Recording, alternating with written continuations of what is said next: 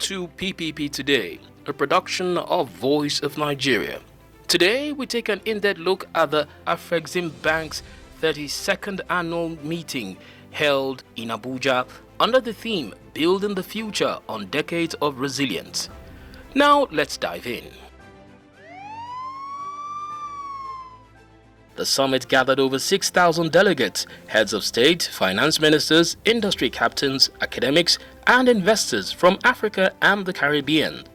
The event spotlighted issues around trade finance, economic integration, sovereign debt, and industrialization. The summit emphasized vital enablers: the African Free Trade Agreement, the Pan-African Payment and Settlement System, and a $10 billion Africa Free Trade Adjustment Fund. High-profile leaders included Nigerian President Bola Tinubu, former Nigerian President Olusegun Obasanjo, African Union Commissioner Buchanga, and global thought leaders like Jeffrey Sachs and Tony Elumelu. Your Excellencies, distinguished ladies and gentlemen, we have collectively over the past decade built a solid financial institution that is good for global Africa. Total assets and guarantees grew more than eightfold between September 2015 and April 2025 to reach $43.5 billion.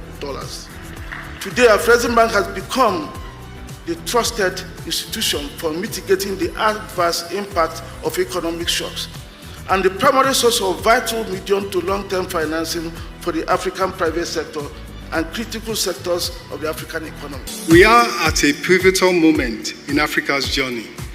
The African Continental Free Trade Area Agreement gives us a powerful platform to reimagine our continent's future. Nigeria's collaboration with Afrexim is expanding in both scope and ambition. In the face of rising protectionism and shifting trade dynamics, it is more important than ever that we stand together, united in our commitment to Africa's development and prosperity.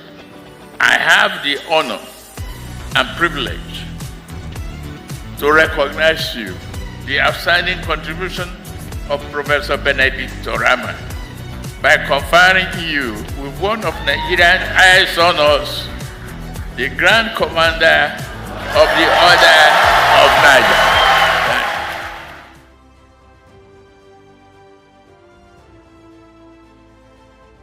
Professor Orama, on behalf of the team that was working on the establishment of an Africa Credit Rating Agency, you have provided a platform for us to advance the financing for Africa ecosystem.